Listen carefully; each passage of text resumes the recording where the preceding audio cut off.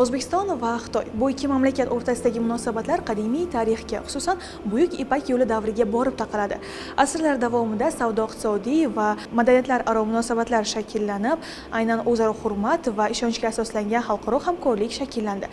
Bugungi kunga kelib esa ikki mamlakat rahbarlari tashabbusi bilan bu munosabatlar yangi bosqichga ko'tarilmoqda. Jumladan, Samarqandda joylashgan Buyuk Ipak yo'li O'zbekiston va Xitoyning oltin merosi ko'rgazmasi ham buning yorqin ifodasi hisoblanadi. Ming yillar davomida Samarqand insoniyat tamadduni tarixida alohida o'rin egallab kelayotgan benazir shahardir. U nafaqat Markaziy Osiyoning, balki butun Sharq sivilizatsiyasining yuragi sifatida tan olingan. Qadimdan Buyuk Ipak yo'lining muhim chorrahasida joylashgan ushbu shahar asrlar davomida xalqlar, madaniyatlar, dinlar va g'oyalar uchrashuvi nuqtasi bo'lib xizmat qilgan.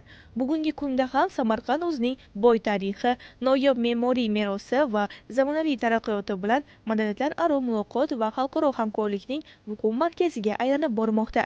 Samarqand shahri azaldan Buyuk Ipak yo'lining eng yirik markazlaridan biri sifatida Sharq va G'arb o'rtasidagi savdo, ilmiy va madaniy aloqalarni ta'minlab kelgan. Ana shu tarixiy merosni chuqurroq ochib berish va ikki buyuk sivilizatsiya O'zbekiston va Xitoy o'rtasidagi asriy munosabatlarni yoritish maqsadida tashkil etilgan Buyuk Ipak yo'li O'zbekiston va Xitoyning oltin merosi ko'rgazmasi alohida ahamiyat kasb etadi. Muzey ekspozitsiyasi O'zbekistonning qadimiy shaharlari bilan Ipakning asl vatani bo'lgan Xitoy o'rtasidagi ijtimoiy-iqtisodiy munosabatlarga asosiy e'tibor qaratilgan. Ekspozitsiyaning boshlanishi "Xush kelibsiz zali" deb atalib, zalga kirishingiz bilan Xitoy faylasufi Konfutsiy va o'zbek mutafakkir shoiri Alisher Navoiyning hikmatlariga guvoh bo'lish mumkin.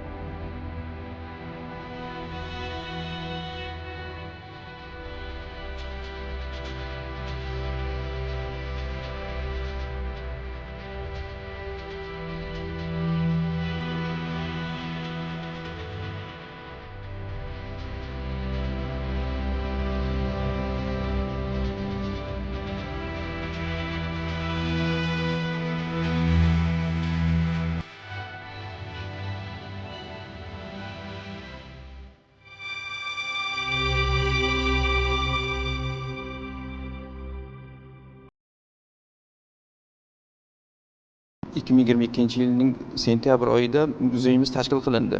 Muzey nomi Buyuk Ipak yo'li O'zbekiston va Xitoy oltin merosi ko'rgazmasi bo'lib, muzeyda asosan 100 dan ziyod eksponat bo'lib, Buyuk Ipak yo'liga Xitoydan kirib kelgan asosan sopol buyumlar, bronza buyumlar, shoyi ipak buyumlari kirib kelgan bo'lib, bu yerda asosan eksponatlarimiz 100 dan ziyod bo'lib, Samarqand davlat muzey korxonasida Ipak yo'li va Xanjavadan Samarqandgacha nomli ko'rgazma bo'lib, Xanjavaning Ipak muzeyi bilan kelishilgan holda tashkil qilingan. Biz Xitoy bilan madaniy aloqalarni rivojlantirish maqsadida 2025-yilning avgust oyida tajriba almashish maqsadida Xitoyning Urumchi shahridagi Urumchi tarixiy davlat muzeyiga borib, u yerda madaniy aloqalar rivojlantirish maqsadida kelishuv imzolanib kelindi.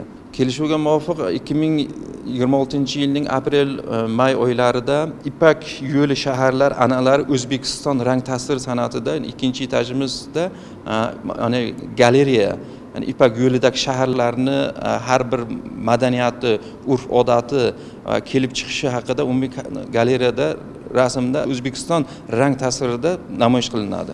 Savdo yo'llarida asosan madaniyat, urf-odat kirib kelgan bo'lib, hozirda ham O'zbekiston va Xitoy o'rtasidagi iqtisodiy va ma'naviy, tarixiy nimalar keng rivojlanib borilmoqda.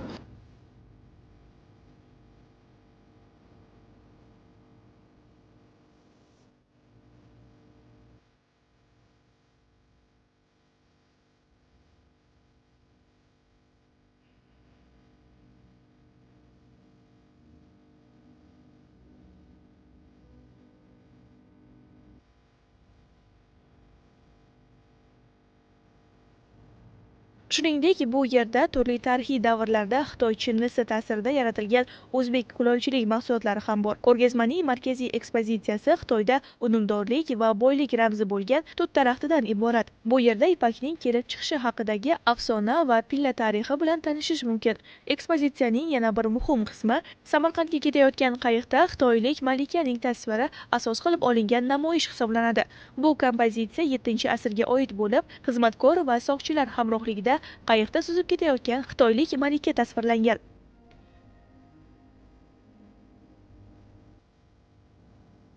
Binoning kirish qismi Xitoyning himoya timsoli bo'lgan sherga o'xshash afsonaviy foitlari bilan bezab turgan. Navbatdagi ekspozitsiyamiz O'zbekistonning qadimiy shaharlari bilan birgalikda, ya'ni Xitoy ipakning asl vatani Xitoy bilan ijtimoiy va iqtisodiy munosabatlarga asosiy e'tibor qaratilgan. Ekspozitsiyamizda ko'rishingiz mumkin, 7-asrga oid xitoylik malika o'zining soqchilari bilan birga ipak qurtini Samarqandga olib o'tish jarayonini bildiradi. Bu kompozitsiya 7-asrga oid. Buning ortida joylashgan kompozitsiyamiz Afrosiyob devorining nusxasi hisoblanadi. Keyingi eksponatlarimizda ko'rishingiz mumkin sirlangan sopol buyumlar. Bu buyumlar Samarqanddagi kulolchilarimiz tomonidan ishlangan. Bu buyumlarimiz Xitoy bilan bevosita bog'liq bo'lmasa-da, ya'ni bu samarqandlik kulollarimizning mohir mahoratini isbotlaydi. Misol uchun undagi arabcha yozuvda keltirilgan sirli yozuvlar, qushlar qiyofasidagi naqshlar. Muzeyimizning markazida joylashgan kompozitsiya ipak va matolarimizning tabiiy manbai bo'lgan tut daraxtini bildiradi. Unda osilib turgan ipak qurtlari, o'sha qurtlar orqali ip yigirib olgan holda har xil gazlamalar to'qilgan, ya'ni baxmal, adras va atlas. 19-asr oxiri, 20-asr boshlariga tegishli, 15 va 17-asrlarga tegishli, 6-7-asrlarga tegishli eksponatlar joy olgan. 19-asr va 20-asr boshlariga tegishli chinni buyumlarimiz Sin sulolasiga oid bo'lib, undagi naqshlar hammasi 5 xil rang qayta takrorlangan. Ya'ni bu ranglar ularning eng yoqtirgan ranglaridan biri bo'lishi ham mumkin. 19-asr oxiri, 20-asr boshlariga tegishli zodagon ayollarning liboslari joylashgan. Undagi liboslar haqiqiy ipak tolalari bilan ishlangan shoyi va nimshoyi liboslar hisoblanadi. Keyingi ekspozitsiyalarimizda guvoh bo'lishingiz mumkin, pat gilamlar joylashgan. U gilamlar 2022-yilda Samarqand va Buxoroda to'qilgan. Ya'ni ular sof tabiiy ipak tolalari bilan ishlanganligi uchun suvda, quyoshda o'z xususiyatini yo'qotmaydi. Keyingi ekspozitsiyalarimizda ko'rishingiz mumkin, toshkentlik Sanjar Jabborov tomonidan Ipak imperiyalari degan nomli tarixiy asar asosida rang tasvir va chinni buyumlarga tushirgan naqshlarga guvoh bo'lishingiz mumkin. Bu naqshlarimiz Ipak imperiyalari nomli asardan olingan. Xitoyning ipak matolari va milliy liboslari bilan birgalikda milliy hunarmandchiliklarimiz muzeyimizdan o'z o'rnini olgan.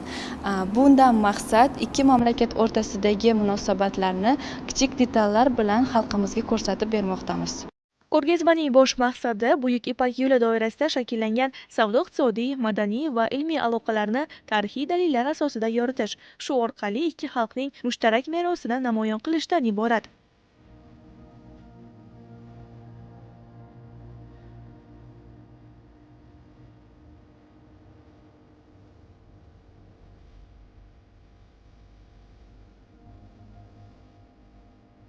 Ekspozitsiya orqali tashrif buyuruvchilar Ipak yo'li faqatgina tovar ayirboshlash yo'li emas, balki g'oyalar, ilm-fan, dinlar va san'at almashinuvi uchun xizmat qilganini anglaydilar. Ayniqsa Samarqand va Xitoyning qadimiy shaharlari o'rtasidagi aloqalar alohida yoritilgan. O'zbekiston va Xitoy o'rtasidagi munosabatlar chuqur tarixiy ildizlarga ega. Qadimda Xitoyning Sian shahridan chiqqan karvonlar Samarqand orqali g'arbga yo'l olgan. Tan sulolasi davrida ikki hudud o'rtasida faol savdo va madaniy aloqalar o'rnatilgan. Bugungi kunda ushbu munosabatlar strategik sheriklik darajasiga ko'tarilgan. Davlatlar rahbarlarining o'zaro tashriflari, qo'shma investitsiya va infratuzilma loyihalari, ta'lim va turizm sohasidagi hamkorlik yangi bosqichga chiqmoqda. Madaniy merosni asrash va tadqiq etish sohasidagi qo'shma dasturlar esa ikki xalq o'rtasidagi ma'naviy yaqinlikni yanada mustahkamlamoqda. Samarqand shahridagi Buyuk Ipak yo'li O'zbekiston va Xitoyning oltin merosi ko'rgazmalar zali ikki xalqning asriy aloqalarini namoyon etuvchi noyob madaniy makondir. Samarqand davlat Ipak yo'li turizm universiteti talabasiman va bizning yo'nalishimiz muzeyshunoslik bo'lganligi uchun ham biz Buyuk Ipak yo'li muzeyida kelib bir qancha tadqiqotlarda ko'rib o'rganib ketamiz. Biz bu yerda sopol idishlar, kiyimlar va shu bilan bir qatorda ipakni qanday kelib tashkil etilganligi haqida umumiy tushunchalarimizni boyitib o'tamiz. Masalan, sopol buyumlarda ularni dizaynlarini ham o'rganamiz. Ya'ni qanday qilib tashkil qilingan, qanaqa rangdan tashkil topgan, ranglarni ajratish bo'yicha bizda alohida fan bor. Pottery fani, bunda bizlar monokrom va polikrom, ular ikkita rangdan tashkil topganmi yoki bir nechta rangdan tashkil topganmi, ularning ranglarini keyin qaysi asarlarga kelib tarqalganligi haqida bir qancha ilmiy izlanishlarni olib boramiz. Qaysi davrga oid ekanligi, bitta eksponat orqali bizlar o'sha aholini qay darajada, qaysi muhitda, qanday madaniyatda, qanaqa holatda yashaganligini umumiy yoritib beradi. Shu maqsadida biz buyumlar orqali odamlarning hayot tarzi qanday bo'lganligini o'rganamiz. 10-11 asrlarga oid Afrosiyobdan topilgan qadimiy bizda sopol idishlarimiz bor. Ular orqali Afrosiyobdagi o'sha madaniyatni o'rganishimizga katta yordam beradi. Bu yerda nafaqat Xitoy madaniyati, balkim O'zbekistonning qadimiy shaharlariga oid sopol buyumlari ham, liboslari ham bir qator kelib ko'rsatilgan. O'sha narsalarni o'rganish jarayonida biz o'zimizning tariximizni yana ham chuqurroq o'rganishga yordam beradi muzey ishlari bizlarga. Ilmiy ishlarimiz mobaynida o'zimiz nafaqat Xitoy madaniyatini, balkim o'zimizning madaniyatimizni uyg'unlashtirgan holatda muzeylarga tashrif buyuramiz. Muzey shunaqa joyki bizlarga faqat buyumlarni qanday kelib chiqqani, qachon yaratilgani yoki qaysi asrga tegishli ekanligini emas, balki bizlarga bu narsa tarixni o'rganishimizga yordam beradi. Nafaqat o'zimizni, balkim Xitoy tarixini. Shuning uchun ham bu Buyuk Ipak yo'li muzeyida Xitoy tarixi va O'zbekiston tarixini uyg'unlashgan tarzda ko'rib chiqamiz. Ilmiy ishlarimizda bu narsani keng yoritishga harakat qilamiz va bu narsa bizga juda katta yordam beradi. Mazkur ekspozitsiya Xanjou va Samarqand shaharlari tarixi o'rtasidagi o'xshashlik va aloqalarni ochib beradi. Xanjou qadimdan ipakchilik markazi sifatida mashhur bo'lgan bo'lsa, Samarqand Ipak yo'lidagi savdo chorrahasi sifatida taraqqiy etgan.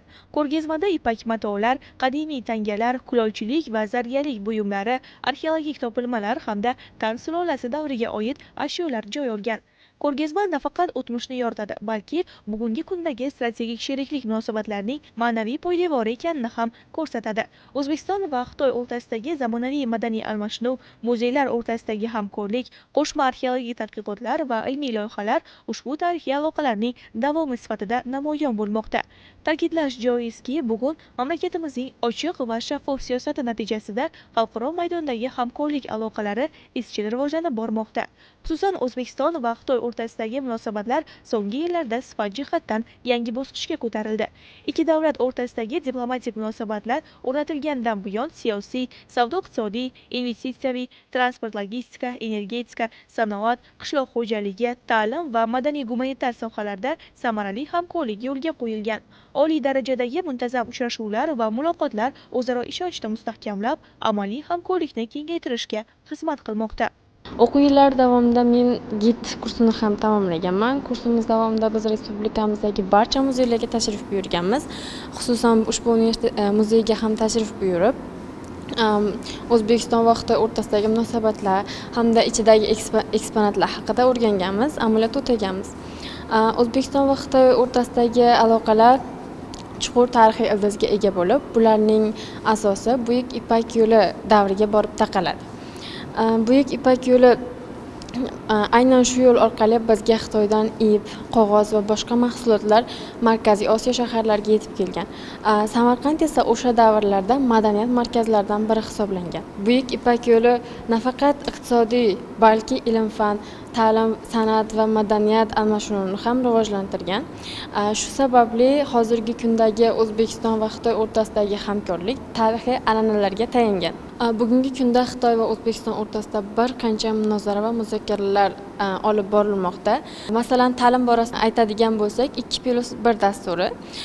Bu biz yoshlarga bu katta imkoniyat beradi. Xitoyga borib malaka oshirib, u yerda o'rgangan narsalarimizni bu yerga kelib tatbiq etishimizga.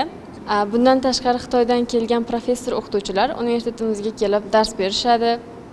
Bu ham ta'lim sohasini rivojlantirishga katta hissa qo'shadi. Yana ko'rishimiz mumkinki, bizda bir nechta Xitoy korxonalari bor. Bundan kelib chiqadiki, bu korxonalar Xitoy investorlari tomonidan ochilgan va bu aholiga katta imkoniyat beradi. Ishsizlikni kamaytirish va aholiga bir nechta ish o'rinlarini ham yaratib beradi. Bularning barchasi Xitoy va O'zbekiston hamkorligi mustahkamlanib borayotganiga asos bo'ladi. Savdo-iqtisodiy yo'nalishda Xitoy O'zbekistonning eng yirik savdo hamkorlaridan biri hisoblanadi. Sanoat kooperatsiyasi doirasida qo'shma korxonalar tashkil etilib, zamonaviy texnologiyalarni joriy qilish, yuqori qo'shilgan qiymatga ega mahsulotlar ishlab chiqarish, eksport salohiyatini oshirish bo'yicha yirik loyihalar amalga oshirilmoqda. Umuman olganda O'zbekiston va Xitoy o'rtasidagi munosabatlar o'zaro hurmat, tenglik tamoyillariga asoslangan holda izchil rivojlanmoqda. Har tomonlama strategik sheriklikning mustahkamlanishi nafaqat ikki davlatning milliy taraqqiyotiga, balki mintaqaviy barqarorlik va iqtisodiy yuksalishiga ham munosib hissa qo'shmoqda. Kelgusida ham ushbu hamkorlik aloqalari yangi loyihalar va tashabbuslar bilan boyib, yanada kengayib borishi kutilmoqda.